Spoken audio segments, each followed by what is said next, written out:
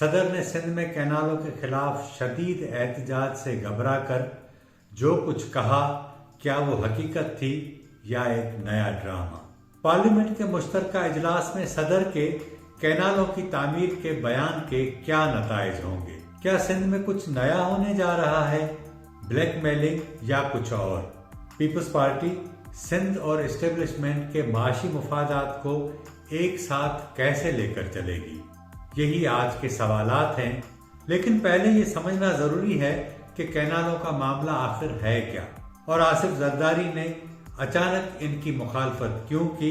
इस हकीकत को जानने के लिए हमें थोड़ा पीछे जाना पड़ेगा। 9 जुलाई 2024 को डॉन अखबार ने एक खबर शाया की थी।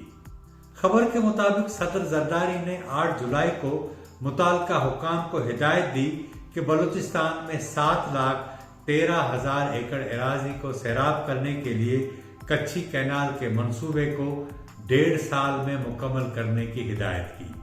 उन्होंने ग्रीन पाकिस्तान इनिशिएटिव के इजलास में स्ट्रेटेजिक नहरों की तामीर पर जोर दिया। इन नहरों में कौन कौन सी नहरें शामिल थीं? चश्मा राइट बैंक कैनाल, कच्ची कैनाल, ग्रेटर थल कैनाल, रैनी कैनाल, चोलिस्तान कैनाल और थर कैनाल शामिल थी। सदर जरदारी ने न सिर्फ इन मंसूबों की हिमायत की बल्कि उनकी फौरी तकमील पर भी जोर दिया। साथ ही नहरों को सीमेंट से इस्तेवार करने, आबपाशी निजाम को जदीद बनाने और इरसा के तंजीमी ढांचे को भी तब्दील करने की हिदायत की। उन्होंने कहा कि एक स्टेट लैंड बैंक कायम किया जाए ताकि स्ट्रेटेजिक नहरों के अतराफ में जितनी भी सरकारी जमीनें हैं उनको इस्तेमाल में लाया जा सके। इस खबर के बाद तो ये वाज़ेह हो गया कि इन नहरों की तामीर की हिदायत खुद सदर आसिफ जरदारी ने दी थी और ये हम नहीं कह रहे, ऐवान सदर की प्रेस रिलीज कह रही है जो डॉन अखबार में शाया हुई।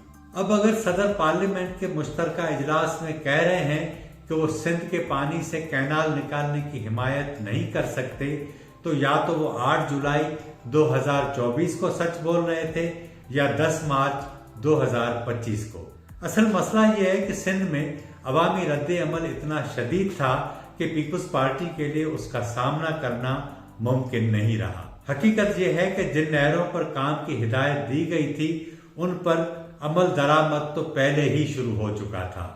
अब जब सदर जरदारी ने एस्टेब्लिशमेंट को आंखें दिखाने की कोशिश की है तो इसका नतीजा क्या निकलेगा? अब सिंध में करप्शन की नई कहानियां सामने आएंगी, दबाव बढ़ाया जाएगा और ऐसी दस्तावेजात अफशा होंगी कि लोग हैरान रह जाएंगे।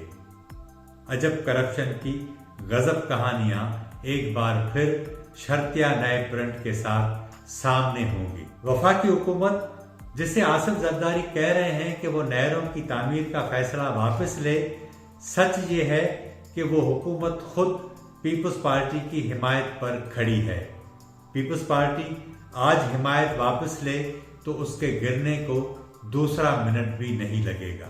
लेकिन मजबूरी ये है कि वो ये फैसला भी नहीं कर सकते। ऐसा लगता है कि आसिफ जरदारी की हद से ज्यादा खुद एतमादी उन्हें ले डूबी है। वो सिंध की जिस जमीन पर खड़े थे उसी जमीन को अवाम के कदमों से निकालने की कोशिश कर बैठे और अवामी रद्द-ए-अमल सब ने देख लिया।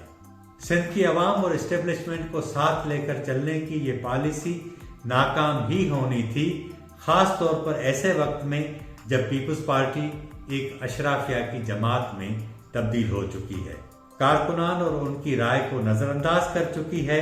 ऐसा लगता है कि उल्टी गिनती शुरू हो गई है।